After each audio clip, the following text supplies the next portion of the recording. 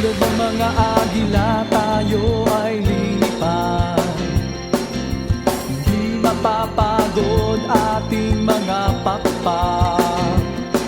Tayo'y magdadala ng buhay at sigla sa mga anak ng Diyos na naghihina. Halika na, umayo na, ipahayag tagumpay niya.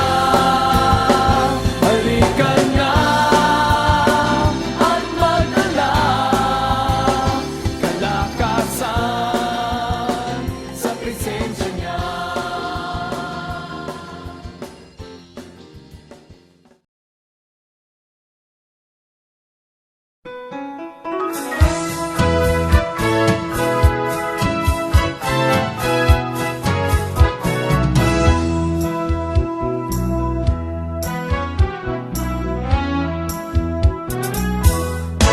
Umayo't ihayag, purihin siya, at ating ibunyan, awitan siya. Pagliligtas ng Diyos nasa krus ni Jesus, ang siyang sa mundo'y tumubos. Langit at lupa siya'y papurihan, araw at tala siya'y parangalan. Ating pagdiwang pag-ibig ng Diyos sa tanan. Hallelujah! Halina't sumayaw, buong bayan, lukso sabay sigaw sa libutan. Pangalan niyang angking siningning ng bituin, liwanag ng Diyos sumahati. Langit at lupa siya'y papurihan, araw at tala siya'y parangalan. Ating pagdiwang pag-ibig ng Diyos sa tanan. Hallelujah! Magdisigaw sa lahat, galingan niya'y wagas, kayong dukha sa lahat. Pag-ibig niya sa inyo ay tapat. Umayo't ihayag, purihin siya, at ating ibunyan, awitan siya. Pagliligtas ng Diyos nasa krus ni Jesus, ang siyang sa mundo ay tumubos. Langit at lupa siya'y papurihan, araw at tala siya'y parangalan. Ating pagdiwang pag-ibig ng Diyos sa tanan. Hallelujah! Halina't sumayaw, buong bayan, lukso sabay sigaw. Ang ngalan niyang angking siningning ng bituin, liwanag ng Diyos sumahati. Langit at lupa siya'y papurihan, araw at tala siya'y parangalan. Ating pagdiwang pag-ibig ng Diyos sa tanan. Ating pagdiwang pag-ibig ng Diyos sa tanan. Ating pagdiwang pag-ibig ng Diyos sa tanan. Ang Diyos sa tanan. Ating pagdiwang pag-ibig ng Diyos sa tanan.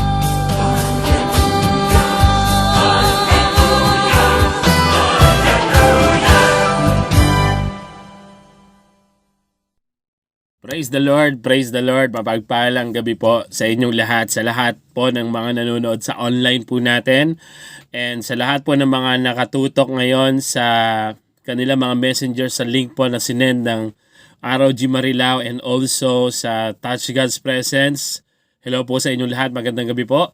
Again, this is your Pastor Ronel, and hopefully matapos niyo po yung sermon po na to, very short and brief, but I know that the Holy Spirit will have a word, no, sa ating pong lahat ngayong gabi, especially for ROG Marilao, for their year of missions. Hallelujah, napakaganda po ng kanilang team for this year. And actually, kung may share ko lang po ng konti, no, we also have yung theme po for the year, pero ito po ay greater glory. Amen. And one of the things na shinare po ng aming head pastor is yung word na missions. Amen. So, we're gonna talk about it today, tonight. Amen. And we pray na maranasan niyo po ang pagkilos ng banal na spirito sa inyong mga buhay. Amen. So, before we start, our preaching title po for today is the thing I'm gonna share tonight po is the very important role of the Holy Spirit. Amen. Again, the very important role of the Holy Spirit in missions. Amen. So, before we start po, let's pray po muna. Lord, we thank you, O God, for tonight, Panginoon. Kami po'y nagpapasalamat for this opportunity to hear from you. Lord, magsalita ka po sa pamamagitan ko, O Diyos, and kasihan mo po ako ng iyong banal na spirito. Every word I speak will come from you. Every thought I have, Panginoon, will come from you, O God. In Jesus' mighty name we pray. Amen. Pwede mo palakpakan po natin si Lord for tonight. Hallelujah. And hindi na po ako masyadong mag-elaborate because very short lang po yung ating time. Amen. So, missions, talagang napakagrabe po ng ginagawa ng Panginoon sa ministry po na pinagkatiwala ng Panginoon sa ating pong Pastora LB, and for all the congregation, I would like to congratulate you po, no, for having a pastor na kagaya po ni Pastora LB na meron pong heart, dedication, and vision para po to accomplish what God has called her to do. And salamat po, no, Pastora LB, for inviting me here. I know, no, napaka bigat po ng responsibilidad, no, especially if you're leading a church and you wanna go to a certain direction, and minsan tinatanong mo, direction ba to ng Lord or direction ko lang? Ako lang ba to? O the Holy Spirit is speaking through me? Alam niyo ba yung mga kapatid? Pero there is an important role of the Holy Spirit. Meron pong importanteng role sa pagmimisyon ang ating pong banal na spirito. And makikita po natin yon very evident na po sa buhay po ng ating Panginoong Jesus, of course, and ng mga disciples. Amen. So, una ko pong isi-share is somewhat related dun sa mga word na mission para madali niyo pong matandaan. Amen. So, simula po ako dun sa word number 1 na gusto ko pong i-share is the word companion. Amen. So, pag sinabi po kasi natin companion, no, pwedeng partner in life, pwedeng kasama mo sa ministry, companion, kasama mo lagi sa ministry, sa mga kalokohan, sa mga jokes, ganyan. So, the companion I'm specifically talking about here is the Holy Spirit po mismo. So, mamaya na po, meron pong time para po doon sa mga companion in the physical. Pero the number 1 priority po, I believe with all my heart, no, na nagsasalitaan po ang Panginoon sa inyo, is that alam ko gusto niyo pong gigil na gigil po kayo mag-mission, gigil na gigil po kayo mag-share ng Word of God, gigil na po kayong mag-apoy para sa Panginoon. Pero the most important thing na ginawa ng ating Panginoon. That's why before si Jesus, bago po siya magsimula ng ministry, amen, ay ang ginawa niya po ay siya po ay nag-fasting for 40 days. Amen. Bakit niya po ito ginawa? One of the reason na nakikita po na very evident, no, is yung companion. Amen. Before you start anything, actually hindi lang po ito sa mission eh. Kahit sa anumang bagay na ginagawa po natin para sa Panginoon.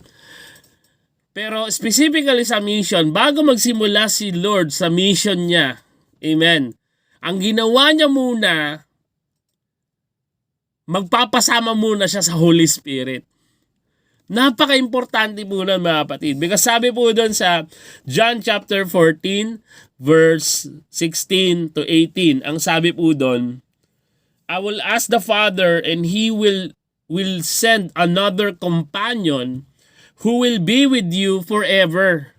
Amen. Hindi lang tuwing okay ka, hindi lang tuwing may problema ka, hindi lang tuwing, no, it's forever. Kahit anong sitwasyon ang pinagdadaanan mo ngayon kapatid, claim mo tong verse na to, that the Lord has sent you a companion, which is the Holy Spirit. Amen. That He will be with you forever. Amen.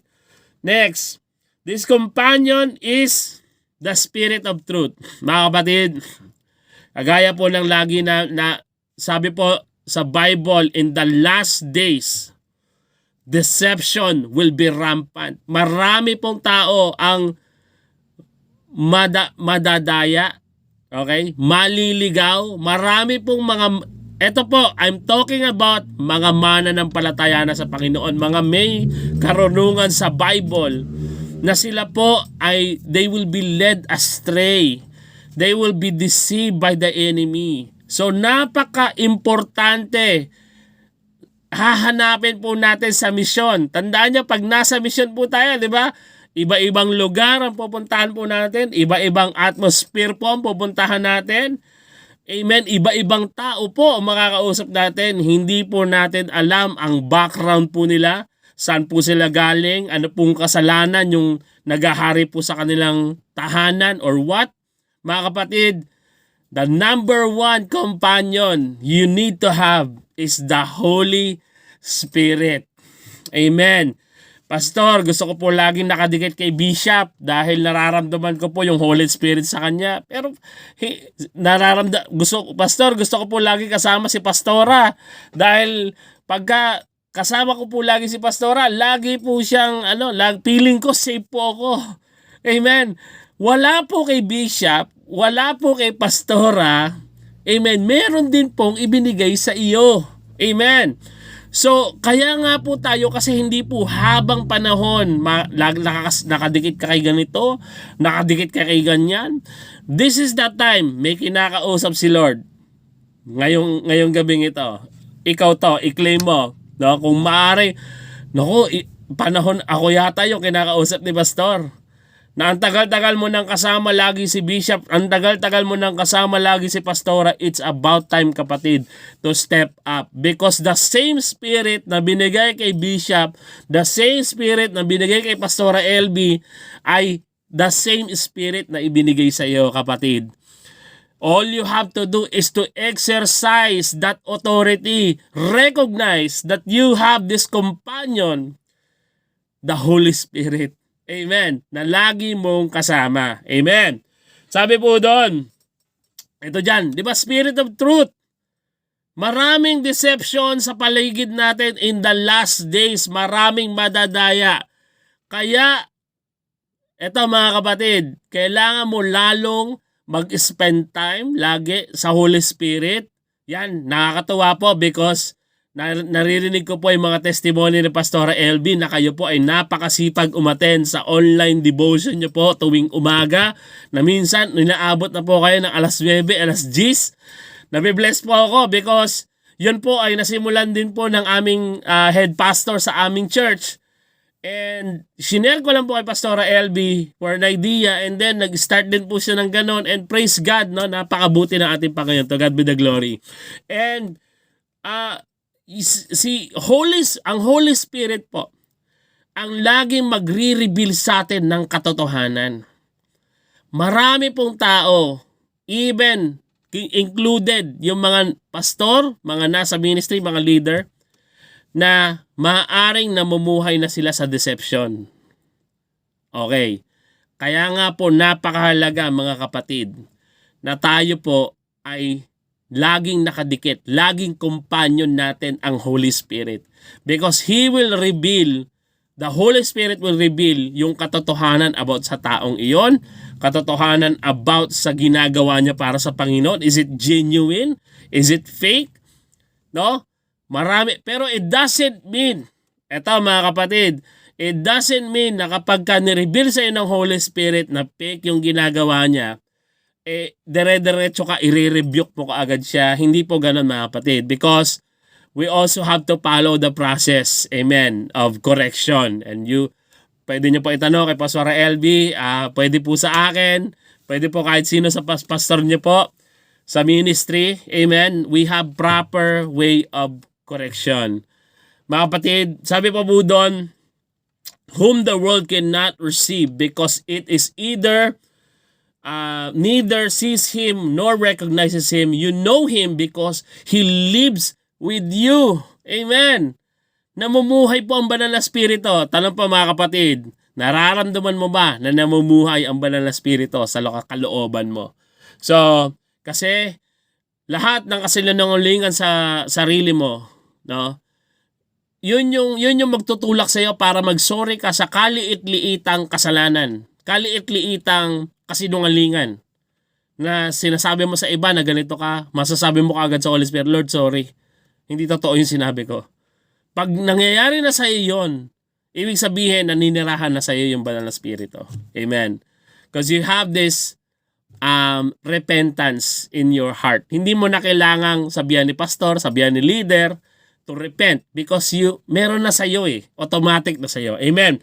So sabi po doon, I won't leave you as orphans. Napakahalaga po nito mga kapatid. Hindi po tayo iiwanan ng Panginoon na ulila. Okay? Ito po, nagsaserve po tayo sa Panginoon. Sa mga nagsaserve po sa Panginoon na wala na pong tatay, wala na pong nanay, hindi po problema po iyon, no? Dahil andyan po lagi ang ating Panginoon para tumayong magulang, tumayong nanay, tumayong tatay mo. Kaya nga po sabi doon, He will never leave us up until the end of time. Forever, mga kapatid. Amen.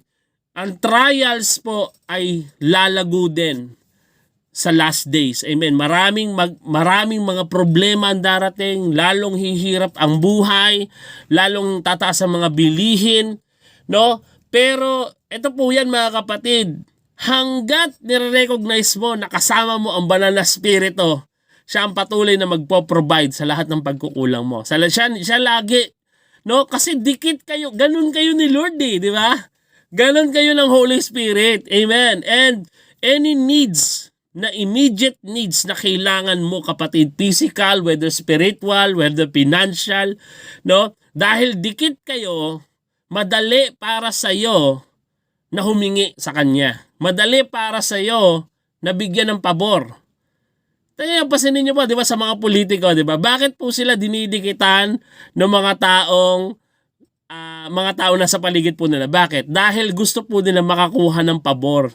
Dahil mas close ka kay mayor, kay vice mayor, amen, madaling maaprubahan yung project mo. Halimbawa, kung magre-request ka, bagong kalsada sa inyong lugar, madaling i-approve. Bakit? Dahil lagi mo pinapakita yung suporta mo sa Kanya. And ganun din po sa ating Holy Spirit. Pag lagi niya nakikita, obedient ka, sumusunod ka sa salita ng Diyos, no? Anumang hilingin mo sa pangalan ko, di ba? Ay ibibigay niya sa iyo. Amen. Anumang ipag-pray mo, no, with all your heart, ibibigay ng Panginoon sa iyo. Ngayon, ano yung number 2 mga kapatid? Yung una, ano po yung una? Ulitin po natin. Number 1 is companion. Amen. Number 2 is consumption mga kapatid. Yung consumption, ang gusto ko pong fokusan po natin dyan is yung sinabi po sa Hebrews chapter 12 verse 29. Ano po yung sabi doon? For our God is a consuming fire. Ulitin ko po. For our God is a consuming fire. Amen. Si Bishop, naalala ko lagi pag nababasa ko yung word na fire. Amen. Pero mga kapatid, kanina po, no, nagwalis po ako sa church and nagsiga po ako, no? And naano ko, pagka pala yung isang tumpok ng dahon, pag sinigaan mo pala yon, as in, nagulat ako kasi ang bilis kumalat ng apoy, ang bilis nasunog lahat. No, kasi pa bakit? Tuyo yun eh. Alam niyo po si Jesus, nung nagpunta po siya sa wilderness. Amen. Nag-fasting po siya. Ano nangyari sa Panginoon? Natuyo po siya. Amen. Ano po yung natuyo sa kanya? Yung mga bagay na nasa mundo. I don't know mga kapatid. Maaring Facebook ang humahad lang sa'yo dahil ang dami mong oras sa Facebook, ang konti ng oras mo sa Bible. Ang dami ng oras natin sa TikTok, wala tayong oras sa quiet time, secret place po natin para sa Panginoon. Ang dami nating oras para sa Instagram, pero kulang na tayo sa oras sa devotion. Mga kapatid, hallelujah, pinapalitan ng Panginoon yung diet mo.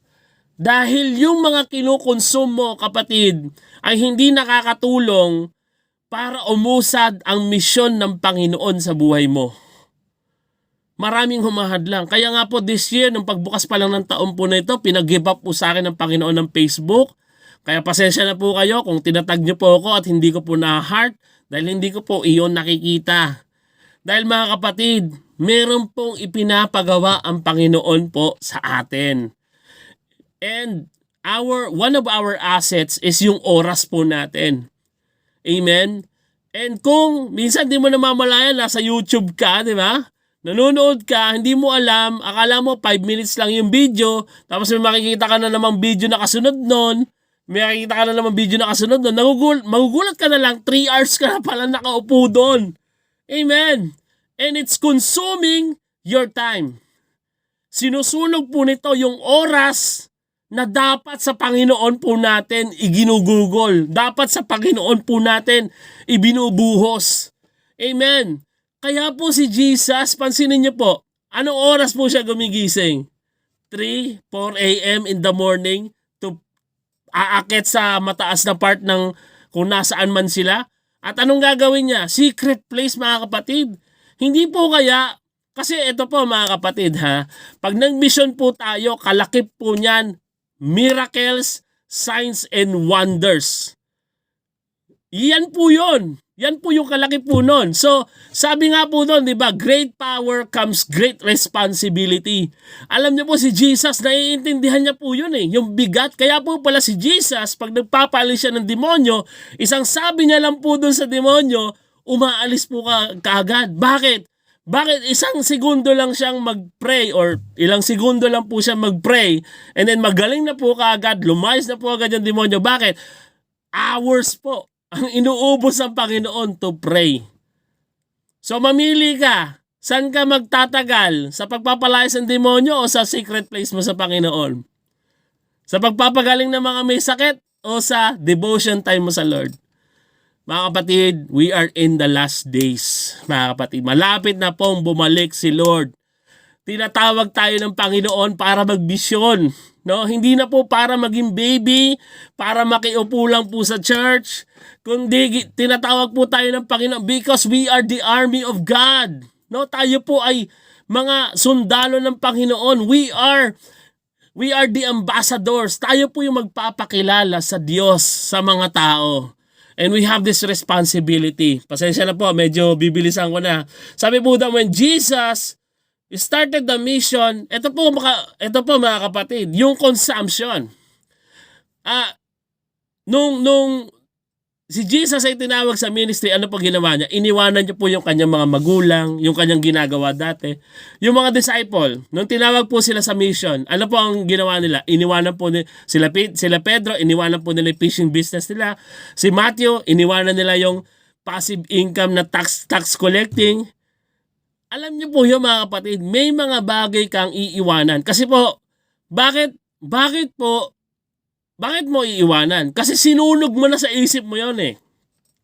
Dahil nga po, ang Lord ay consuming fire. Ibig sabihin, hindi ka pwedeng mag-commit sa mission or sa Panginoon ng, halimbawa, Lord, ito lang ipapasunog ko, kalahati lang ng katawan ko. Ayoko sunugin mo yung iba. Alam niyo po mga kapatid, nung nagsisiga po ako, nung initsa ko po doon yung lahat ng dahon, nung nawalis ko po doon lahat yung dahon, alam niyo po nung sinindihan ko yung apoy, siguro pa 5 seconds lang nasunog na po lahat eh. Mga kapatid, tayo lang ang papatay sa apoy. Ikaw ang may choice. Ikaw ang may hawak, kapatid. Kung ano ba, susunugin na ba ni Lord lahat sa'yo? O may ititira ka pa? Kapatid, let me just remind you, malapit nang bumalik ang Panginoon. And tayo po, sino po ang gagamitin para sa mga mahal natin sa buhay? Para sa mga kamag-anak natin, sa mga magulang mo, sa mga kapatid mo, walang iba kundi ikaw. Amen. So, bilisan ko na po, no? Number 3, compassion. Alam niyo po, nakakatuwa, yung mga word po na to, no?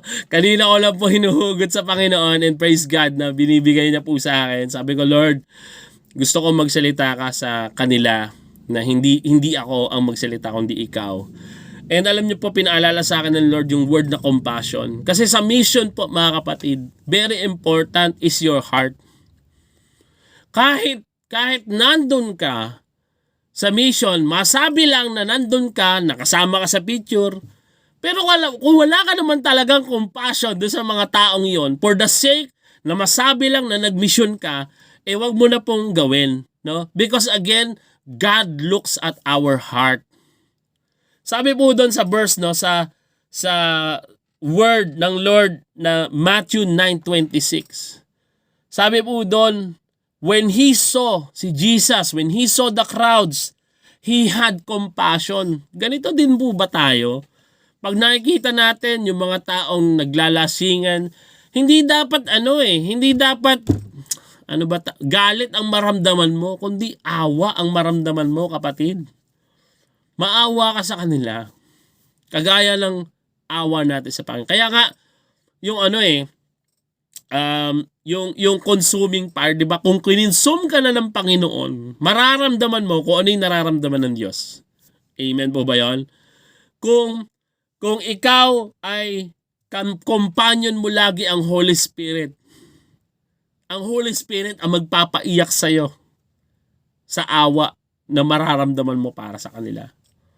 Dahil po, tayo din po, sabi nga po dun sa verse na binabasa po natin, na from compassion ang naramdaman ni Jesus for them because they were harassed and helpless and like sheep without shepherd.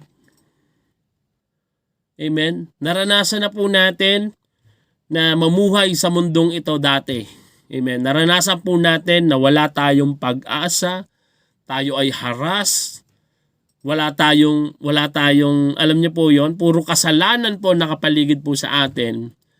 And ang Diyos po naawa po sa atin. Kinahabagan lang din po tayo ng Panginoon. May ginamit po sa atin na tao na ngayon, ako po yung ginamit po sa akin, wala na po ngayon sa Panginoon. Amen. Pero hindi po ibig sabihin nun na wala po kung utang na loob ko pa din po sa kanya yon na nagpakilala po sa akin sa Panginoon. Pero alam niyo po, mga kapatid, ang maramdaman po natin hindi galit, hindi tampo sa mga umalis sa ministry, kundi awa, mga kapatid. No? Dahil yun po ang puso ng Panginoon po natin. Madali po para sa atin na maramdaman ko ano yung nararamdaman ng ating Panginoon Hesus sa mga tao pag nagmi-mission po tayo. Bakit? Dahil unang-una, kasama natin ang banal na spirito. Siya yung bumubulong sa iyo, nagre-remind sa iyo lagi na, anak, ganyan ka din dati. Hinango lang kita sa kasalanan. No? Hinango ka lang sa pamagitan ng dugo ng ating Panginoong Hesus, nahango tayo. Kaya napakapalad natin, mga kapatid. Amen. Yung consumption na tayo ay nagpasunog na tayo sa Panginoon, isinuko na natin lahat sa Panginoon. Maaring meron pa rin po mga nagkakamali po sa atin, no? Pero hindi po ibig sabihin nun tapos na po ang Panginoon po sa atin. Hanggat buhay po tayo, hanggat humihinga po tayo, meron po tayong pag-asa. Amen. And ito po yung panghawakan po natin, mga kapatid. Na anumang pagkakamali na nagawa mo dati, ang nararamdaman ng Panginoon sa iyo hindi galit na nagkamali ka. Ang nararamdaman sa iyo ng Panginoon, awa. Kaya, anak, tinatawag ka ng Panginoon, bumalik ka na sa Kanya. No, inaantay ka ng Diyos. Kagaya nung alibughang anak, alam niyo po, inaantay ng tatay. Malayo pa lang. Kasi ito pa mga kapatid kung hindi po inaantay nung tatay, yung prodigal son na umalis at naglustay ng kanyang kayamanan, malayo pala, malapit na siya, kumakatok na siya sa pinto, saka pa lang siya makikita ng tatay. Pero dahil sa kasabikan, dahil sa awa ng tatay sa kanya, inintay siya dun sa labas. Hanggang nakita niya sa malayo pa lang, mga kapatid, patakbong sinalubong nung ama yung kanyang anak. Ganun po ang nararamdaman ng Panginoon sa mga taong wala pa po sa Lord. Kaya ngayon ko naiintindihan, nauunawaan, bakit kaya yung mga nagmimisyon sa kabila ng panganib, pupunta sila sa mga Muslim states sa Mindanao, sa mga lugar kung saan pinupugutan ng mga ulo yung mga nagmimisyon. Doon mo maiintindihan bakit gano'n na lamang yung sakripisyo na ginagawa nila, dahil naramdaman nila yung puso ng Panginoon, nakuha nila. And ganun din po dapat tayo mga kapatid. Yung puso po natin ay nag-uumapaw sa compassion. Nag-uumapaw. Pansinin niyo po, di ba? Makikita niyo po yung word, yung awa, di ba? Meron pong word na passion, di ba? Kaya nga po merong pelikula, di ba, na yung ano ni Jesus is Passion of the Christ. Ganun na lamang yung passion ng ating Panginoon para iligtas lahat ng tao. Kaya mga kapatid, kung ano po yung nararamdaman ni Jesus, let's pray. Lord, gusto ko magkaroon ng same passion na meron ka. Compassion sa mga tao na nasa paligid ko. Yung passion para paglingkuran, pagsilbihan sila, pakainin sila ng salita mo, no? Ipag-pray sila, no, pagalingin sila sa mga sakit at karamdaman. Lord, salamat Panginoon. Because binuksan mo yung aking mga mata para ako naman ang gamitin para sa kanila. Amen. Last na lang po. Hallelujah. Praise God. Amen. So, last na lang po. Yung ating pong last point, mga kapatid, ay number 4. Sabi po doon, commission. Alam niyo po, eto po, may ibang ibig sabihin po yung commission po for me, no? Commission po is commission. Okay? So, meron siyang CO tapos dash mission. Okay? Yung commission po is yung mga taong makakasama po natin sa pagbimisyon. Mga kapatid, kailangan po nating ipag-pray yung mga taong makakasama po natin sa misyon na magkaroon din po sila ng same heart, sukong buhay sa banal na spirito. At at the same time, yun nga po, yung kasama nila, yung banal na spirito. Iba po kasi talaga yung alam mo na punong-puno ng banal na spirito, isang pray lang nila, alam niyo po yun, ang sarap pong kasama, pagising pa lang po nila sa umaga. Alam niyo po yun, walang kaarte-arte, di ba? Kasi pupunta po kayo sa mga bundok, pupunta po kayo sa mga lugar na, alam niyo po yun, ang CR hindi maayos, ang liguan hindi maayos, minsan, alam niyo po yun, yung tabing-tabing lang. Amen? Pero wala po silang kaarte-arte. Why? Because yung nasa kanila po yung puso ng Panginoon eh. Naparito ko hindi para to satisfy myself, not for my comfort. Amen? Na hindi ako para ako yung i-baby dito, kundi si Lord ang makita sa akin. Amen. So, commission. Sabi po doon sa Ephesians chapter 4 verse 9 to 10.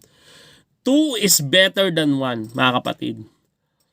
Kaya nga po, yung mga strategy po ng mga apostles, laging dalawahan kung isend yung mga misyonaryo, yung mga, alam niyo po yun, dalawahan po lagi. Si Paul at saka si Timothy, sample. Lagi po silang magkasama. Dalawahan. Amen. Bakit pastor, kailangan dalawa pa? Pwede naman, kaya naman siguro mukha namang malakas si sister. Mukha naman siyang grabe mag-thanks, grabe mag-pray, grabe mag-worship. No, siguro kaya na niya mag-isa, di ba? Pero alam niyo po, sabi ng Bible sa Ephesians, 2 is better than 1 because they have a good return for their labor. If either one of them or either of them falls down, one can help the other up. Mga kapatid, hindi po tayo laging malakas. Amen. May sometimes na magigising ka na lang, hindi mo alam, hindi mo maintindihan bakit ano nangyari. Yung sinasabi nila ng terminology na woke up on the wrong side of the bed. Ewan ko kung totoo 'yon. No, pero mga kapatid, di ba, yung bigla ka na lang kasi hindi mo alam kung ano yung problema sa iyo, pero ang baba ng spiritual mo, ang baba ng, alam niyo po 'yon, hindi tinatamad ka mag-pray, tinatamad ka bumangon, tinatamad kang, alam niyo po 'yon, lahat hindi mo maintindihan yung sarili mo. Pero ang kagandahan, kung meron ka pong laging kasama na kasi maaaring siya din, dadaan din sa ganong moment na ikaw naman yung malakas tapos siya naman yung medyo lie low. Amen. Ano po yung ginagawa natin? Nagpapalakasan po tayo, mga kapatid. That's the importance, the reason why umaattend ka po ng online devotion, para po magpalakasan po tayo. Kasi dumadaan ka din sa mga, wala pong exempted sa problema at pagsubok. Kahit po kami mga pastor, ay hindi po exempted po dyan. Dumadaan din po kami sa ganyan, mga kapatid. So, alam niyo po yon, humuhugot din po kami ng lakas sa mga mentor, sa mga nagdi-disciple po sa amin. Kaya nga po, very important, mga kapatid, yung discipleship. Dahil ano po yan dyan po tayo lalakas, dyan po tayo lalong lalago, lalo po tayong tatatag. Amen. So, sabi po doon, sa 1 Corinthians chapter 15 verse 33, dito na po ako magtatapos, mga kapatid. Pasensya na po, nag-overtime po ako ng konti. Amen. Sabi po doon, do not be deceived. Bad company corrupts good character. Kaya mga kapatid, tandaan po natin, sa pagmimission po natin ngayong taon, this 2024, ang word ng Panginoon sa inyo, and I believe with all my heart na ito po ang sinasabi ng Panginoon sa inyo this year 2024, na during our mission, the very important role of the Holy Spirit sa ating pong pagmimisyon, number 1 is companion. Make sure, no, pagising mo pa lang sa umaga, kasama mo na ang banal na Espiritu. Huwag kang papayag na there's a day in your life na hindi mo kasama ang banal na Espiritu. Kailangan everyday, mga kapatid. Dahil sa dami po ng mga pagsubok, sa dami po ng mga gawa ng kaaway sa panahon po natin ngayon, mga kapatid, isang segundo lang na hindi mo, isang minuto, isang araw, isang oras na hindi mo kasama ang banal na Espiritu, iba na ginagawa mo. Amen. Number 2 is consumption. Mga kapatid, kailan pa tayo magpapasunog? Kailan mo pa isusuko lahat? Amen. Wala na tayong oras. Wala na tayong oras, mga kapatid.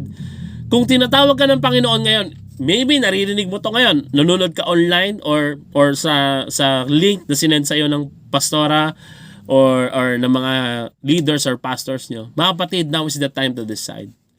Amen. The moment you hear this message, you decide right now, Lord, sunugin mo ako na yung banal na Espiritu. Number 3 is compassion. Mga kapatid, i-desire po natin na yung heart ng Panginoon sa mga taong ito, habang tayo nagbimisyon, the heart is there. Amen. Masarap magmisyon pag yung ginagawa mo, gusto mo.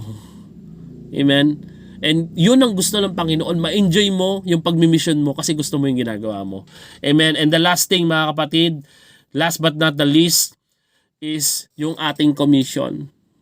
Amen. Ipag-pray mo sa Panginoon yung mga makakasama mo, yung i-assign na kapartner mo sa mission, because again, you will encourage each other up. Amen. You will encourage each other up, magpapalakasan kayo. Hindi kayo magpapagalingan, amen, kundi magpapalakasan kayo. Kung ano yung wala sa kanya, yun yung, kaya inassign ni Lord siya sa'yo. Kasi kung ano yung wala sa kanya, nasa iyo. Kung ano yung wala sa kapartner mo, nasa iyo, kapatid. Amen. Hindi po ito kompetisyon. Amen. Kundi kayo po ay magmimisyon together. Kaya nga po sabi doon, 2 is better than 1 because they have a good return for their labor. Because kung ano yung wala sa isa, nandun sa isa. Mga kapatid, we are called to this mission, mga kapatid. And hallelujah, napaka-importante po ng ating banal na spirito. So let's thank the Lord. Pwede po palakpakan po natin si Lord. And let's close in prayer. Panginoon, salamat o Diyos for tonight.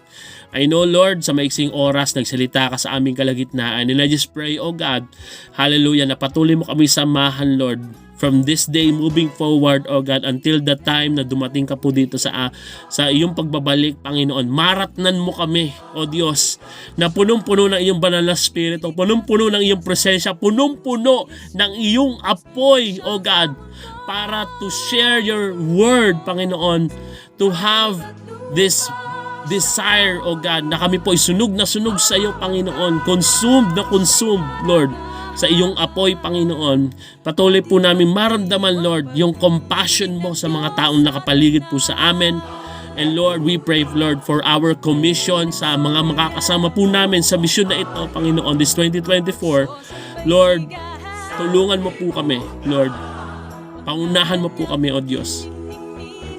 Bigyan mo po kami ng kalakasan na nagmumula sa iyo, O God. Ng wisdom na nagmumula sa iyo, Panginoon. To finish the race, to finish the assignment you have entrusted us, O God. We thank you, Lord. We give you all the glory, all the honor. In Jesus' mighty name we pray. And everybody say, Amen and Amen. Hallelujah. Salamat po sa Panginoon po lahat ng kapurihan. Amen.